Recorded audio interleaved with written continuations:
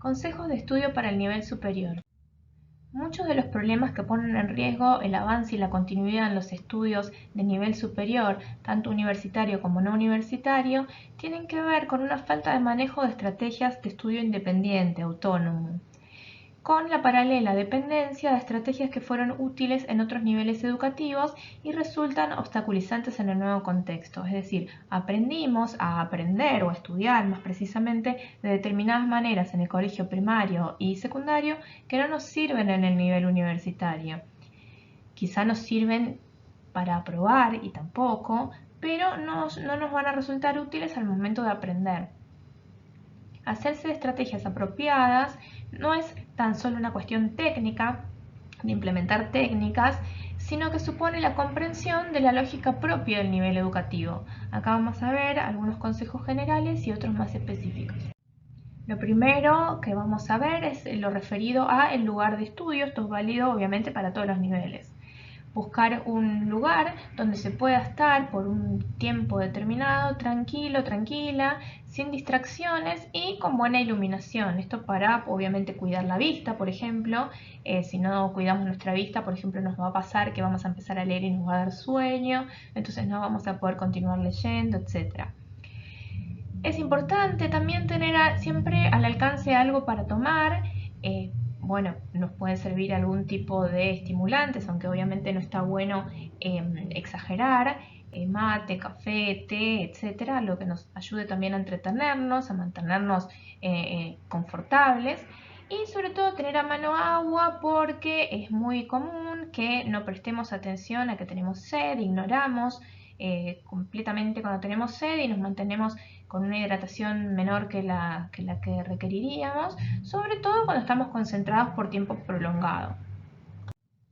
Evitar distracciones. Parece una obviedad, pero no lo es, sobre todo en este mundo en el que estamos acostumbrados y acostumbradas a hacer varias cosas al mismo tiempo.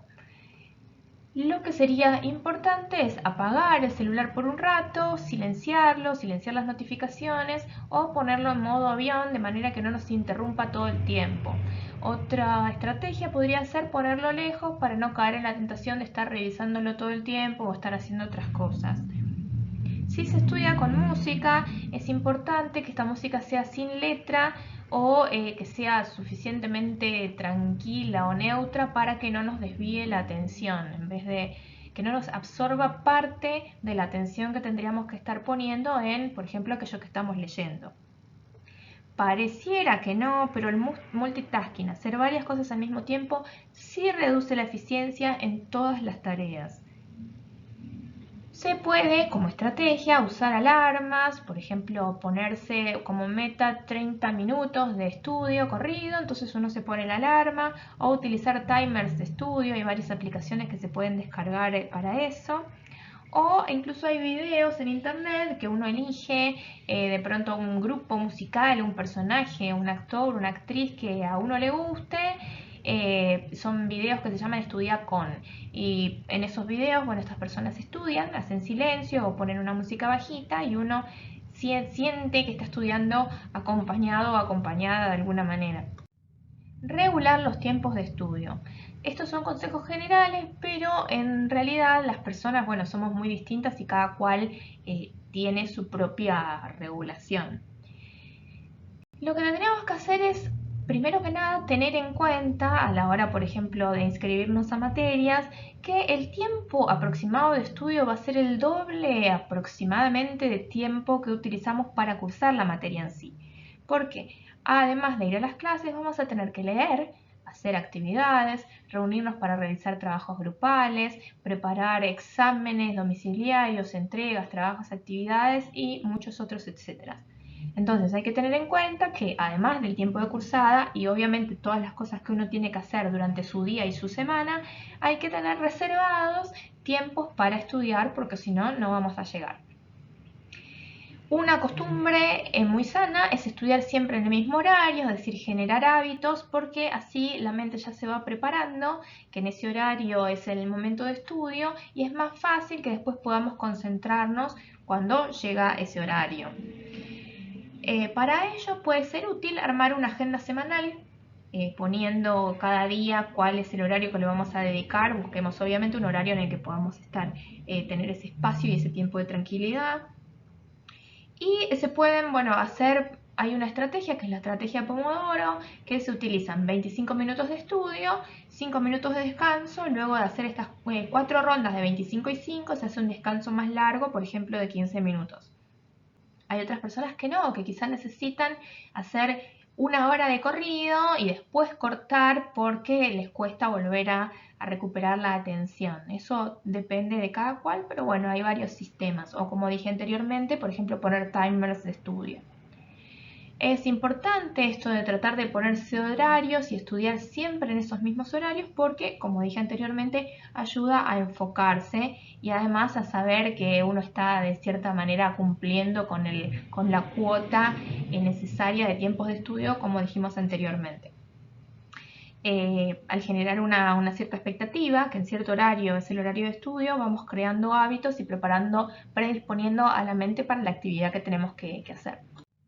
Respecto de cuánto tiempo estudiamos, esto también es muy personal, pero lo que sí no es necesario ni recomendable estudiar o leer por periodos demasiado prolongados de tiempo, en el sentido de que no es una buena inversión estudiar hasta el agotamiento. Es una pérdida de tiempo y energía. Y nos va a pasar lo que es muy común, una experiencia que seguramente conocerán, que es la de sentir, me acabo de dar cuenta que hace 10 minutos que estoy leyendo y no estoy entendiendo nada de lo que leo, ¿no? Entonces es preferible irse dando cuenta de cuánto tiempo puede cada quien sostener la atención e ir haciendo ciclos no más largos que ese tiempo, ¿no? Por supuesto que esto se entrena. Uno al principio puede sostener quizá 10, 15 minutos de atención y después con el tiempo puede llegar a sostenerlo más tiempo con la práctica. Descansar, hacer descansos, hacer cortes, sobre todo dormir bien a la noche, es parte de estudiar o es parte de aprender o ayuda a aprender también. Así como elongar es parte del proceso de entrenamiento físico. Hay que recordar que cada quien tiene su propia capacidad de atención, aunque como dije anteriormente, esto también se entrena. Lo que importa es ser constante. Como había dicho anteriormente, tratar de tener horarios fijos, tratar de tener lapsos prefijados de tiempo, voy a estudiar X cantidad de horas por día, etc. Nuevamente recomiendo ponerse metas. Para llegar a esas metas, quizás nos ayudaría a tener estas alarmas con cantidades de tiempo predeterminadas. Estas metas tratemos de que sean metas realistas, o sea, no voy a terminar de leer un libro en un día y lo único que voy a lograr es sentir frustración y decir, ay no puedo, yo no sirvo para esto, bla. Una estrategia también que puede ser útil es usar el entretenimiento como premio. Esto sobre todo cuando tendemos a distraernos, ¿no? Entonces decimos, bueno, no voy a estar revisando WhatsApp cada 5 minutos, voy a revisar WhatsApp y voy a jugar durante 15 minutos con, con TikTok, no sé, ver videos en YouTube dentro de 25 minutos. ¿No? Entonces ponernos un tiempo y que el premio de ese tiempo de estudio sea el entretenimiento, en vez de estar cortando a cada rato y entreteniéndonos. Esto es muy importante, seguir las lecturas, seguir el ritmo de lecturas según nos va indicando el profesor o la profesora.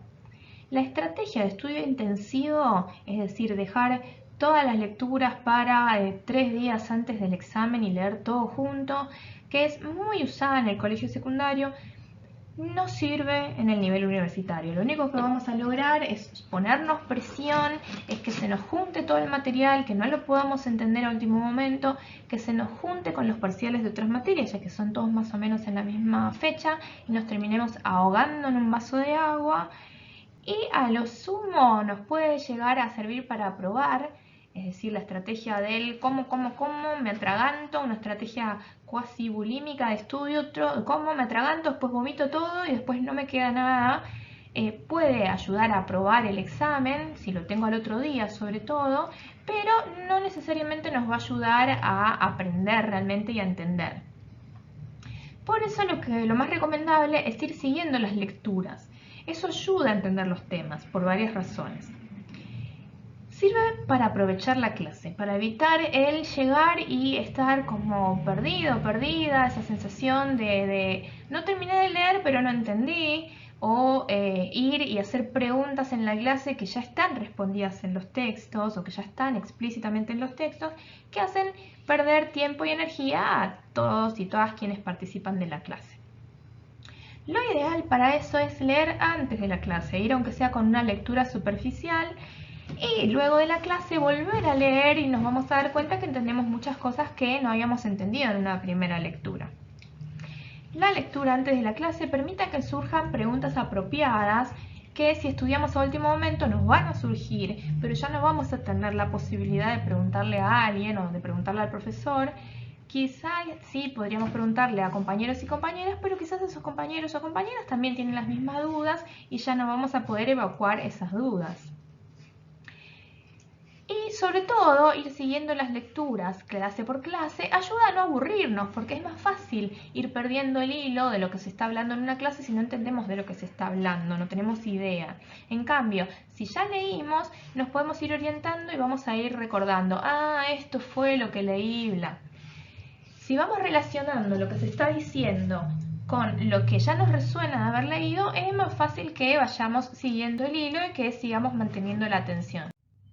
Una queja muy común en las aulas de nivel superior es lo tuve que leer varias veces para entender.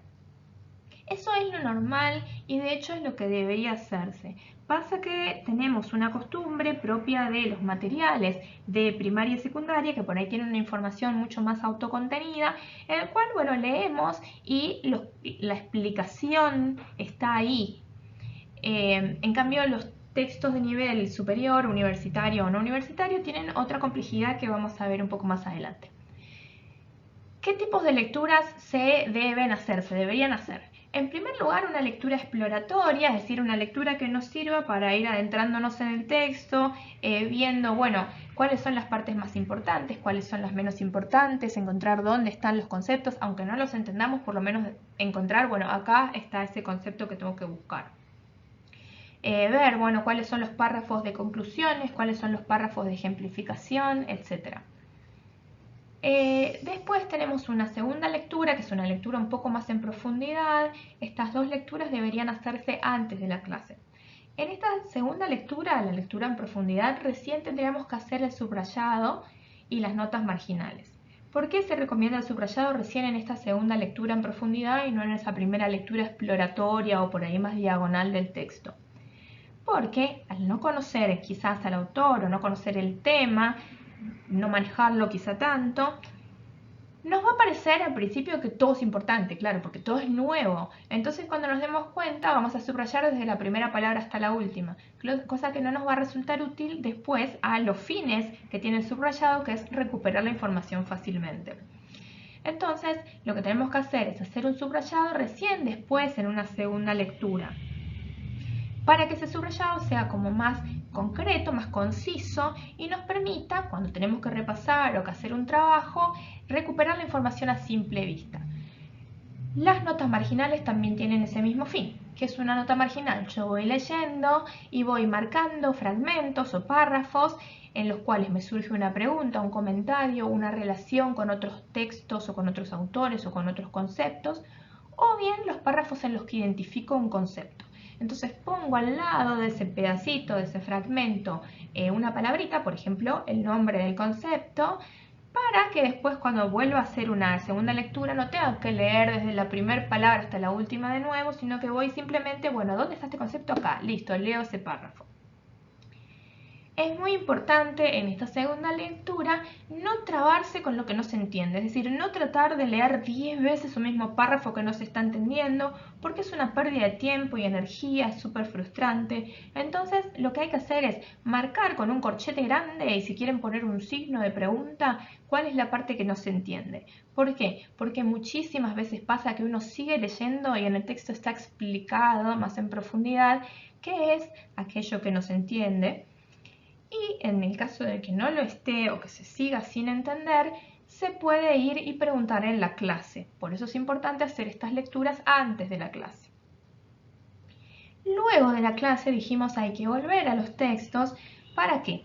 Para que en función de lo que se vio en la clase y en función de los apuntes que tomamos en la clase, podamos completar esos apuntes que tomamos o bien hacer las demás actividades que deberíamos hacer. Resumir, hacer mapas conceptuales, cuadros sinópticos, etc. Por último, vamos a tener la lectura de repaso, que es la que tenemos que hacer antes del examen o al momento de hacer un trabajo, ¿no? En esa lectura ya no deberíamos tener que leer desde la primera palabra hasta la última una vez más, sino que simplemente vamos a aquellas notas que hicimos, a aquellos resúmenes que tomamos, a los cuadros sinópticos y a esas partes centrales del texto que fue la que marcamos con los subrayados. Para ello, justamente son importantes las estrategias que nombramos y que vamos a profundizar enseguida. Algunos tips son: no estudiar acostado o acostada. El cuerpo relajado pone a la mente en relajación y lo único que vamos a lograr es que nos dé sueño. Además, estar en una mala posición, leer acostado o acostada, nos va a dar dolor de cuello, dolor de espalda, etc. A la vez, lo que nos va a pasar es que nos vamos a asociar la cama con otra cosa que no sea dormir, es decir, en este caso estudiar. Y en este caso también nos puede afectar al sueño, es decir, eso nos puede producir insomnio. Tenemos que acostumbrar a la mente a ciertos espacios. Está el espacio para estudiar, está el espacio para dormir. El espacio para estudiar muchas veces se recomienda que sea siempre el mismo espacio, aunque hay personas a las que le funciona al revés, como cambiar de espacio justamente como para que la mente no se les ponga como fiaquenta, sino que vaya sosteniendo de alguna manera o colaborando con el sostenimiento de la atención, ¿no? Para sentirse cómodos, cómodas, entretenidas. Otro tip es, de preferencia, no estudiar por la noche. Eso no favorece ni al sueño ni al estudio. Es como todo. A la mañana, o sea, el cuerpo se rige por un ritmo circadiano. A la mañana tenemos un estado mayor de activación. Ahora, la mañana también es relativa a las personas. Hay personas que a las 7 de la mañana están totalmente despiertos, despiertas y activados, activadas. Y hay personas para las que la mañana empieza a las 10, a las 11. Es muy relativo. Esto obviamente también depende de los horarios de trabajo, de si tiene que atender a la familia y solamente tiene tiempo a partir de las 10 de la noche cuando todos comen y se van a dormir. Esto obviamente es muy relativo, pero de todos modos se recomienda que no estudiar cuando el cuerpo ya está cansado y ya tiende a la relajación, que es, bueno, cuando cae la noche y se van produciendo la melatonina que nos predispone a dormir y obviamente a no a prestar atención o a hacer cualquier otra cosa. Otra vez la recomendación de no estudiar a último momento, es decir, agarrar los apuntes mientras se está esperando a que empiece el examen, porque esto solo confunde más y lo que vamos a tener es esa sensación de lo tenía en la punta de la lengua y no me acordé. En general se recomienda dejar pasar un periodo de sueño al menos antes del examen y después esa mañana o el tiempo que tengamos antes del examen pensar en otra cosa, hacer otra cosa que no tenga nada que ver con el examen. Siempre uso esta metáfora y es que imaginemos que la mente es como una biblioteca en la que atiende, bueno, la bibliotecaria es una señora viejita y es lenta, ¿no? Entonces uno mete un montón de libros, le da un montón de libros a la bibliotecaria y la bibliotecaria tiene que tener tiempo para poner cada cosa en su lugar. Por eso decía anteriormente, el descanso es tan importante como el momento de estudio. Muy importante, no dejar todo para último momento. Si bien hay personas a las que la presión extra de alguna manera como que las motiva, es preferible no dejar para último momento porque puede pasar que las cosas nos sobrepasen y entonces nos vamos a bloquear y no vamos a poder hacer nada. El consejo quizá más importante de todos es no desesperar. Cuando recién empezamos un tema, siempre nos va a costar entender. A todo el mundo le cuesta entender. A veces incluso vamos a tener que ir a lo básico, que es, por ejemplo, buscar palabras en el diccionario. Siempre parece esto como queja. Yo tuve que ir a buscar una palabra en el diccionario. Bueno, esto es lo normal, sobre todo cuando estamos ingresando a un universo conceptual nuevo, porque obviamente tiene todo un lenguaje nuevo para nosotros y nosotras. Siempre vamos a tener la tentación de pensar, todo el mundo debe estar entendiendo, menos yo, y por qué a mí me cuesta. No, bueno, no es así, no desesperemos. Es normal no entender, es normal no saber, porque justamente estamos viendo algo nuevo. Si fuera algo que ya supiéramos, no tendría sentido que estemos estudiando eso. No tengamos miedo a preguntar. Preguntar sirve. Preguntémosle al profesor o la profesora, preguntémosle a los compañeros o compañeras. Nadie nació sabiendo, no saber no es vergüenza. Equivocarse es parte del proceso. Si vamos y preguntamos algo que parece una pavada, no importa, a nosotros nos sirve. Y bueno, obviamente a veces las cosas no funcionan bien, a veces las cosas salen mal, a veces rendimos un examen y nos va mal. Bueno, es parte del proceso, justamente es porque no sabemos y estamos tratando de saber.